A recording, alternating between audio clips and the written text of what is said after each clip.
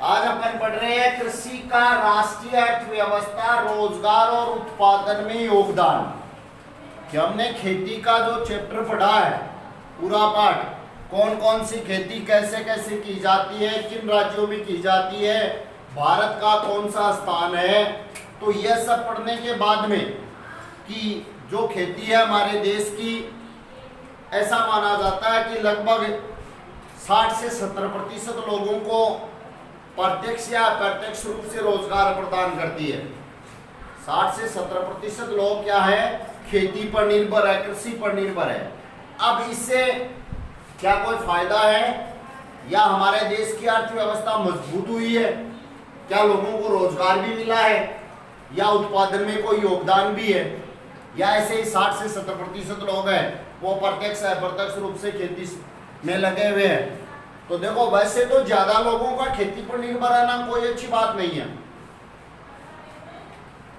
क्यों कि 60 से 70 का अगर अपन 80 से 90 ले जाएं तो प्राथमिक क्षेत्र ही ज्यादा बढ़ जाएगा। और वर्तमान युग में किसकी जरूरी है, द्वितीय और तृतीय क्षेत्र का होना बहुत ज्यादा आवश्यक है। आजकल जो व्यापारिक क्षेत्र बढ़ रहा है उसमें द्वितीय तृतीय का योगदान भी आवश्यक है। तो इसका मतलब ये नहीं है कि खेती को बिल्कुल अपन नेग्लेक्ट कर दें, खेती का योगदान होना भी आवश्यक है। तो हमारे देश की अर्थव्यवस्था में खेती का क्या योगदान है। और वैसे जो देश गुलामी से आजाद हुई है, जो देश लंबे समय की गुलामी से आजाद हुई है, वहां का जो विकास क्रम चल रहा है, जिनको विकासशील देश कहा जाता है, वहां पर खेती का होना जरूरी है, आधारभूत उद्योग जरूरी है ये। तो हमारे देश में कृषि का योगदान देश की अर्थव्यवस्था, रोजगार और उत्पादन में बहुत अच्छा है। कैसे है कि पहला पॉइंट इसी में लिखा है हमने, अर्थव्यवस्था की रीढ़ है। अर्थव्यवस्था की क्या है, खेती रीढ़ मानी जाती है। क्यों कि जिस प्रकार मानव शरीर में रीढ़ की हड्डी काम करती है, बिना रीढ़ की हड्डी के मानव शरीर निष्प्राण प्राय हो जाता है, क्योंकि वो अपने सारे कार्य दूसरों पर आश्रित हो जाते हैं। उसके कोई कार्य वो स्वयं नहीं कर पाता, यानी मनुष्य को आधार प्रदान करती है। उसी प्रकार देश की अर्थव्यवस्था को आधार प्रदान करती है कौन, कृषि। देश की अर्थव्यवस्था को आधार प्रदान करने का कार्य करती है खेती। इसलिए खेती को या कृषि को क्या कहा जाता है, देश की अर्थव्यवस्था की रीढ़ कहा जाता है। तो एक तो छोटा सा प्रश्न भी पूछ ले, कई बार क्या किया जाता है, बोर्ड की परीक्षा में किसी वाक्य को दे दिया जाता है और उस वाक्य के आधार पर ही प्रश्न बना देते हैं। तो जैसे ये वाक्य दे दिया जाए, अर्थव्यवस्था की रीढ़ किसे कहा जाता है और क्यों, तो अर्थव्यवस्था की रीढ़ किसे कहा जाता है, कृषि को कहा जाता है, खेती को कहा जाता है। क्यों कहा जाता है, क्योंकि देश की अर्थव्यवस्था में इसका योगदान बहुत अच्छा है। देश की अर्थव्यवस्था को आधार प्रदान करने का कार्य करती है। ऐसा अगर मान ले अपन ऐसा मान लें कि किसी वर्ष खेती में उत्पादन अच्छा नहीं हुआ तो देश की राष्ट्रीय आय तुरंत गिर जाती है। देश की राष्ट्रीय आय है उसमें गिरावट दर्ज हो जाती है। मानसून अच्छा रहा, समय पर बरसात हुई, उत्पादन खूब हुआ, तो देश की राष्ट्रीय आय है वो बढ़ जाती है। हमारे देश की आय है वो बढ़ जाती है, कम भी हो जाती है। किस कारण से, अगर अकाल पड़ गया, सूखा आ गया और लगभग हिस्सों में क्या हो गया, फसलें बर्बाद हो गई, तो राष्ट्रीय आय में तुरंत गिरावट आ जाएगी, क्योंकि खेती से उत्पादन है वो नहीं पहुंच पाएगा। और अच्छी फसल हुई है, अच्छा मानसून आया, उत्पादन खूब हुआ, तो राष्ट्रीय आय को बढ़ोतरी होगी। तो इस प्रकार क्या करती है, खेती है वो देश की अर्थव्यवस्था की रीढ़ कही जाती है। दूसरा पॉइंट हमने लिखा, कृषि का आधुनिकीकरण। आधुनिकीकरण का करने का मतलब है कि हमारी सरकार ने बहुत से प्रयास किए। हमारे यहाँ पर जो खेती की जाती है वो निर्वाह कृषि की जाती है, और उसमें जो औजार काम में लिए जाते हैं वो परंपरागत और पुराने औजार काम में लिए जाते हैं, और जो बीज वगैरह है वो भी आधुनिक नए काम में लिए जाते हैं। तो हमारी सरकार ने खूब प्रयास किए हैं किसके लिए, कृषि के आधुनिकीकरण के लिए। आधुनिकीकरण होने से देश के लोगों को रोजगार मिलेगा। जैसे देखो, उन्नत किस्म के बीज काम में लिए जाए, अच्छी क्वालिटी के बीज काम में लिए जाए, रासायनिक खाद काम में ली जाए, या फिर आधुनिक यंत्र है, खेती में जो काम में आने वाले आधुनिक यंत्र है वो काम में लिए जाए। अब उनका किसान ज्यादा से ज्यादा प्रयोग करेंगे तो उनके कारखाने स्थापित करने पड़ेंगे। कारखाने स्थापित होंगे तो लोगों को क्या मिलेगा? रोजगार मिलेगा। तो खेती क्या करती है? लोगों को रोजगार भी प्रदान करती है। और इतना होने के बावजूद भी कृषि का घटतांश है। कहने का मतलब है जो प्राचीन समय में 1980 से पहले लोगों को खेती में जितना रोजगार प्राप्त था उतना आज नहीं है, लेकिन फिर भी आधे से ज्यादा है। 1981 से लगातार क्या हो रहा है? कृषि का अंश वो कम होता जा रहा है और 2010-11 में 52% लोग हैं वो रोजगार और आजीविका का साधन खेती थी। इसका मतलब कम होने के बावजूद भी अच्छा तो है भाई। 52 का मतलब आधे से ज्यादा हो गया और आधे से ज्यादा है, इसका मतलब महत्वपूर्ण है। किसी भी मामले में अपन आधे से आगे निकल जाएं, इसका मतलब महत्वपूर्ण हिस्सा हो गया हमारा। पहले ज्यादा था, वर्तमान में 81 के बाद में गिरावट दर्ज हुई और सकल घरेलू उत्पाद में कृषि का योगदान, देश के कुल आय में कृषि का योगदान है, देश के कुल सकल घरेलू उत्पाद जीडीपी जिसको बोलते हैं, उसमें 81 से कम होता जा रहा है और वर्तमान में कितना है? 52% है। यानी कहने का मतलब है कि आज भी हमारे देश की 52% जनसंख्या को रोजगार और आजीविका किससे प्राप्त होती है? कृषि से प्राप्त होती है। कृषि का सकल घरेलू उत्पाद में जो अंश कम हो रहा है, मैंने अभी कहा कि 51 से कम हो रहा है, वो एक चिंता का विषय है, क्योंकि किसी भी प्रकार की गिरावट और प्रगतिरोध अर्थव्यवस्था के अन्य क्षेत्रों में गिरावट लाती है। अब इसका अंश कम होता जा रहा है, इसका मतलब बाकी क्षेत्रों में भी कमी आ रही है, जो हमारे देश की या हमारे समाज की प्रगति के लिए नुकसानदेह है। समाज इसलिए क्या किया जा रहा है? सरकार ने कृषि के महत्व को देखते हुए इसके आधुनिकीकरण के भरसक प्रयास किए और भारतीय कृषि में सुधार के लिए भारतीय कृषि अनुसंधान परिषद और कृषि विश्वविद्यालय की स्थापना की है। पहला प्रयास किया सरकार ने खेती का जो योगदान है वो इतना ज्यादा है, इसको देखते हुए क्या किया भाई, क्या किया जाए? इसका आधुनिकीकरण किया जाए। आधुनिक जो दुनिया के देशों में जो खेती में उत्पादन आधुनिक तरीके से हो रहा है, उसी प्रकार हमारे देश में भी किया जाए।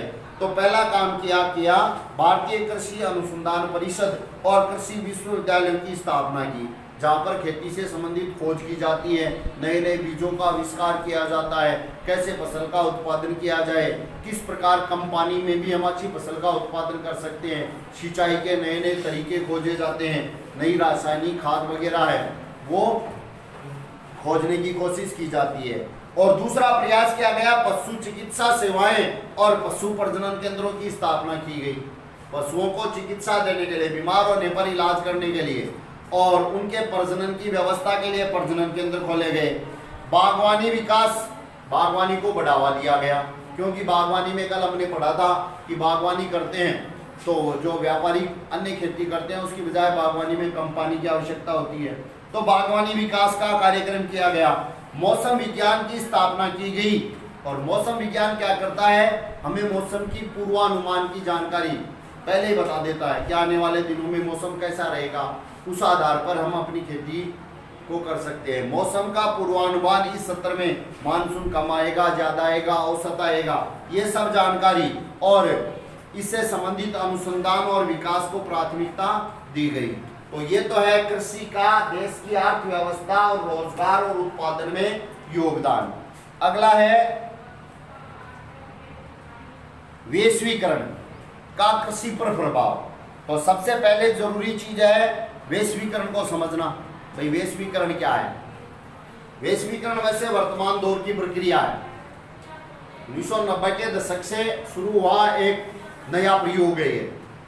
और वैश्वीकरण की परिभाषा होती है एक देश की अर्थव्यवस्था को विश्व की अर्थव्यवस्था से जोड़ना। यानी एक देश में जो भी चीजें बनती है उनका दुनिया के लिए प्रयोग हो और दुनिया में जो चीजें बनती है उनका उस देश में प्रयोग हो। कहने का मतलब है कि एक देश के दरवाजे दुनिया के लिए खोलना और दुनिया के दरवाजे देश के लिए खोलना। ग्लोबल विलेज जिसे कहते हैं अपन, ग्लोबल विलेज की अवधारणा कि पूरी दुनिया एक छोटे से गांव बन जाए। अब ऐसा तो हो नहीं सकता कि पूरी दुनिया एक गांव बन जाए, हो सकता है क्या? इसका मतलब क्या है कि एक गांव की या प्रत्येक देश की पहुंच दुनिया के प्रत्येक कोने तक हो। और वर्तमान में हो रहा है। वर्तमान में दुनिया में कोई भी घटित घटना है, दुनिया में कोई भी नया आविष्कार है, दुनिया में कोई भी नई खोज है, उसकी जानकारी हमें तुरंत लग जाती है और उसका लाभ हमें मिलना शुरू हो जाता है। किसके कारण संभव हुआ ये? वैश्वीकरण के कारण संभव हुआ है। तो वैश्वीकरण की परिभाषा क्या है? वैश्वीकरण एक देश की अर्थव्यवस्था को विश्व की अर्थव्यवस्था से जोड़ना या विश्व की अर्थव्यवस्था का एकीकरण करना क्या कहलाता है? वैश्वीकरण कहलाता है। यानी हमारे देश की अर्थव्यवस्था और विश्व की अर्थव्यवस्था दोनों को मिला दिया जाए, या हमारा देश उदाहरण ले लो या कोई अन्य देश ले लो, वो क्या कहलाता है? वैश्वीकरण कहलाता है। अब बात रही, मैंने बार बार कहा कि वर्तमान की घटना है। अब वर्तमान की घटना होने का मतलब ये नहीं है कि पहले वैश्वीकरण था ही नहीं। प्राचीन काल में भी क्या था? वैश्वीकरण था।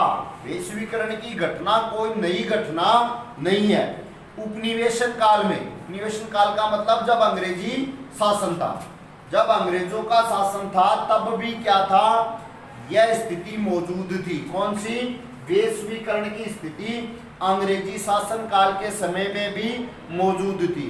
क्योंकि 19वीं शताब्दी में जब यूरोपीय व्यापारी भारत आए थे, तो उस समय में भी भारतीय मसाले विश्व के विभिन्न देशों में निर्यात किए जाते थे। एक उदाहरण बताया है, एक उदाहरण आया है कि अपन वैश्वीकरण को 90 के दशक की देन मान रहे हैं और 90 के दशक से वैश्वीकरण का दौर शुरू हुआ। बात भी सही है।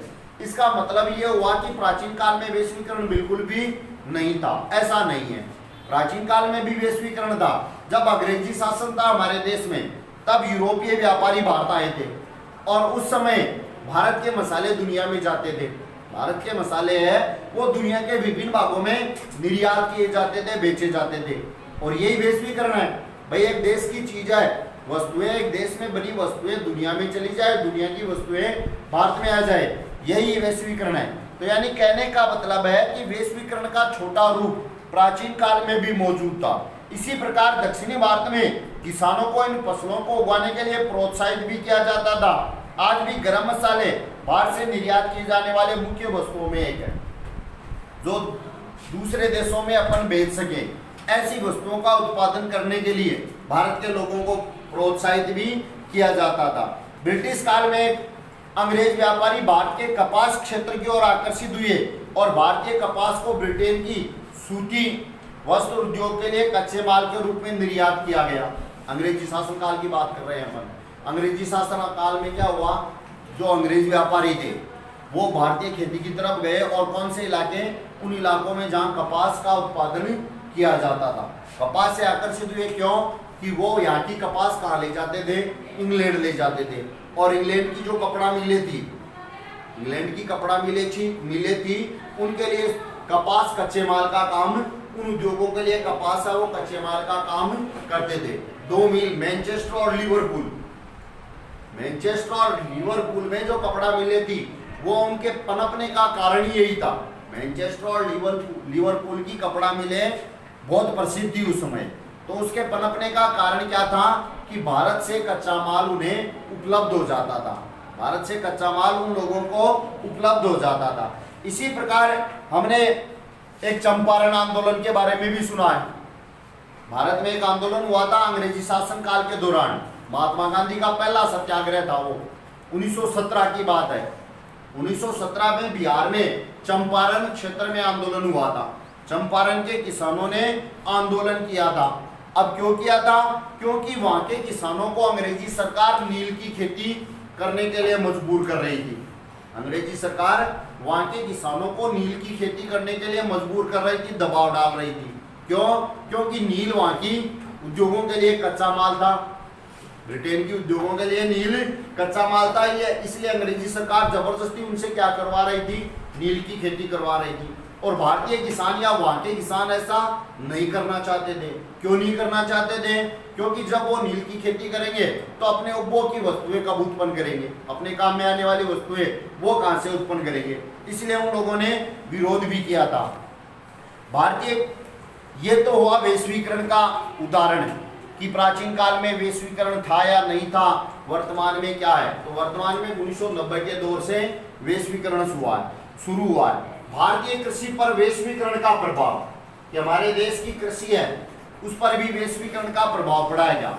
अब इस पर दोनों प्रकार के प्रभाव पड़े हैं। दोनों प्रकार के का मतलब अच्छे भी और बुरे भी, सकारात्मक प्रभाव भी है और नकारात्मक प्रभाव भी है। हमारे देश की कृषि है उस पर वैश्वीकरण के सकारात्मक प्रभाव भी खूब है और नकारात्मक प्रभाव भी खूब है। पहला पॉइंट बोर्ड पे लिखा हुआ है, विश्व के विकसित देशों से प्रतिस्पर्धा करना। वैश्वीकरण है, इसका मतलब हम कहाँ जाएंगे, दुनिया के बाजार में जाएंगे। भाई वैश्वीकरण है, इसका मतलब हमें कहाँ जाना पड़ेगा, दुनिया के बाजार में जाना पड़ेगा। हमें का मतलब हमारे उत्पादों को, हमारे देश में जो बनी वस्तुएं उनको दुनिया के बाजार में जाना पड़ेगा। अब जब दुनिया के बाजार में दो चीजें होगी, दो या दो से ज्यादा वस्तुएं होगी, ये भी हमारे सामने भी होता है। हम बाजार में जाते हैं तो एक से अधिक वस्तुएं होते हैं, तो हम क्या करते हैं, उनकी तुलना करते हैं, नहीं करते हैं क्या। और जो हमें अच्छी लगती है, जो वस्तु अच्छी क्वालिटी की होती है, अच्छी गुणवत्ता की होती है, वो हम क्या करते हैं, खरीदते हैं। यही भारत में हुआ। भारतीय किसानों के सामने भी यही समस्या आई कि दुनिया के बाजार में नई चुनौतियों का सामना करना पड़ा उन्हें वैश्वीकरण के कारण। सन 1990 के बाद वैश्वीकरण के तहत भारतीय किसानों को अनेक नई चुनौतियों का सामना करना पड़ा, जैसे चावल, कपास, रबड़, चाय, कॉफी, जूट और मसाले मुख्य उत्पादक होने के बावजूद भारतीय कृषि विश्व के विकसित देशों से प्रतिस्पर्धा करने में असमर्थ है, क्योंकि उन देशों में कृषि में को अत्यधिक सहायता दी जाती है। कहने का मतलब उदाहरण बताए, जैसे चावल है, कपास है, रबड़ है, चाय, कॉफी, जूट, मसाले, ये भारत के बाहर गए, और बाहर गए तो भारत को क्या करनी पड़ी, प्रतिस्पर्धा करनी पड़ी। और उस प्रतिस्पर्धा में भारतीय उद्योग पीछे रह गया। कारण कि भारत में सहायता नहीं दी जाती है किसानों को, नहीं दी जाती थी सब्सिडी जिसको बोलते हैं, और दूसरे देशों में ये दी जाती है। अब जब सब्सिडी मिलती है तो वस्तु का जो मूल्य है वो गिर जाता है, और हमारी सब्सिडी नहीं मिलने का कारण हमारी वस्तु का मूल्य ऊंचा रहता था, तो उस कंपटीशन में हमारे उत्पाद पिछड़ गए। दूसरा है भूमि का निम्नीकरण। अब जब हमें दुनिया के बाजारों में बेचना है, दुनिया के बाजारों में हमें वस्तुओं को बेचना है, तो हमें ज्यादा उत्पादन करना पड़ेगा। तय भाई दुनिया के बाजार में हम जाकर बेच रहे हैं वस्तुएं, हमारे उत्पाद, तो हम क्या करेंगे, ज्यादा उत्पादन करेंगे। ज्यादा उत्पादन करने का एक क्रांति आई थी, हरित क्रांति, जिसका नाम है। भारतीय किसानों ने भी अधिकाधिक उत्पादन शुरू की थी, और किसके तहत हुआ था ये, हरित क्रांति के दौरान हुआ था। हरित क्रांति में क्या हुआ, ज्यादा से ज्यादा उत्पादन शुरू हुआ, और ज्यादा से ज्यादा उत्पादन करने के लिए क्या किया गया, अच्छी क्वालिटी के बीजों का प्रयोग किया गया, रासायनिक खादों का प्रयोग किया गया। अब इनके कारण, ज्यादा रासायनिक खादों के प्रयोग के कारण, अधिक सिंचाई करने के कारण समस्या खड़ी हुई। क्या हुई कि रसायनों का अत्यधिक प्रयोग करने के कारण जल स्रोत है वो सूखने लगे, और वहां की जैव विविधता क्या होने लगी, समाप्त होने लगी। तो ये समस्या भी हमारे सामने आई कि इन सब कारण, जल स्रोतों के सूखने के कारण और जैव विविधता के समाप्त होने के कारण हुआ क्या, भूमि निम्नीकरण की समस्या खड़ी हो गई। तो दूसरा पॉइंट, कृषि पर वैश्वीकरण का प्रभाव क्या है, भूमि का निम्नीकरण होना। भूमि निम्नीकरण का मतलब भूमि की उर्वरता शक्ति है उसका कम होना। किस कारण से कम हुई उर्वरता शक्ति, अधिकाधिक उत्पादन के कारण हमने क्या किया, अधिक रसायनों का प्रयोग किया, और अधिक रसायनों के प्रयोग के कारण जल स्रोत है वो सूखने लगे, और जिनसे कारण जैव विविधता समाप्त होने लगी और भूमि का निम्नीकरण की समस्या आ गई। तीसरा, व्यापारिक कृषि का किया जाना। अब किसान भी क्या करने लगे, इतने दिन तो निर्वाह कृषि पैदा कर रहे थे। निर्वाह का मतलब जो अपनी उदरपूर्ति के लिए की जाती हो, अपनी आजीविका चलाने के लिए की जाती हो। अब जब विदेशी बाजारों में अपन बेच रहे हैं तो तय है हमें कृषि का स्वरूप बदलना पड़ेगा। हमें ऐसी खेती करनी पड़ेगी जो क्या हो, व्यापारिक दृष्टि से हमारे फायदे वाली, जिनका हम क्या कर सकें, व्यापार कर सकें। तो भारत में निर्वाह कृषि का स्थान व्यापारिक कृषि ने ले लिया। भारत की कृषि थी वो निर्वाह कृषि थी, और वैश्वीकरण के कारण अब बन गई वो व्यापारिक कृषि बन गई। वर्तमान समय में भारतीय किसान वही फसल बोते हैं जिस फसल में उन्हें क्या होता है, लाभ प्राप्त होता है। अब केवल वही फसलें बोई जाती है जिन फसल से उन्हें किसानों को अधिक लाभ प्राप्त हो। नवीन तकनीकी का उपयोग, चौथा पॉइंट, अच्छी नई नई तकनीकी का प्रयोग करना। क्यों? कृषि उत्पादन बढ़ाने के लिए। देश में कृषि उत्पादन बढ़ाने के लिए नवीन तकनीकों का प्रयोग किया जाने लगा है। परिणाम स्वरूप वर्तमान समय में किसान क्या करने लगा है? एक साल में 2 से ज्यादा फसलें भी पैदा करने लगा है। किस कारण? नई तकनीकी के कारण। क्यों? क्योंकि उत्पादन की अधिक आवश्यकता है, तो उत्पादन बढ़ाने के लिए नई टेक्नोलॉजी काम में ली जाने लगी और उस कारण 2 से ज्यादा फसलों का उत्पादन किया जाने लगा। अगला है सुधरे बीजों का प्रयोग। सुधरे बीजों का मतलब अच्छी क्वालिटी के बीज। कृषि की गुणवत्ता बढ़ाने के लिए, कृषि उत्पादों की गुणवत्ता बढ़ाने के लिए किसानों ने क्या किया? उत्तम किस्म के बीजों का उपयोग शुरू कर दिया। देश में सुधरे बीजों के प्रयोग से कृषि उत्पादों की गुणवत्ता बढ़ गई है। अच्छी क्वालिटी के बीजों का उपयोग करेंगे अपन, तो जो खेती के उत्पाद प्राप्त होंगे वो उनकी गुणवत्ता बढ़ेगी और गुणवत्ता बढ़ने से किसान को ज्यादा मूल्य प्राप्त होगा और ज्यादा मूल्य प्राप्त होने से लाभ होगा। विदेशी व्यापार में वृद्धि होना। अब जब हमने खेती का उत्पादन बढ़ाने के सारे प्रोग्राम ही तय कर लिए, भाई खेती का उत्पादन बढ़ाने के अच्छी क्वालिटी के बीज काम में लेने लगे, नई मशीनों का प्रयोग करने लगे, व्यापारी खेती बोने लगे, तो इन सब का क्या करेंगे? व्यापार करेंगे और व्यापार करेंगे तो विदेशी व्यापार में क्या होगी? वृद्धि होगी। मशीनीकरण और फसल विविधीकरण। ज्यादा से ज्यादा मशीनों का उपयोग कृषि बड़े पैमाने पर की जाने लगी और बड़े पैमाने पर खेती करने के लिए मशीनों की आवश्यकता होती है, कम समय में ज्यादा काम हो सके। भाई हम काम करते हैं हाथों से या पुराने औजारों से काम करते हैं तो उनमें समय ज्यादा लगता है, मेहनत ज्यादा लगती है।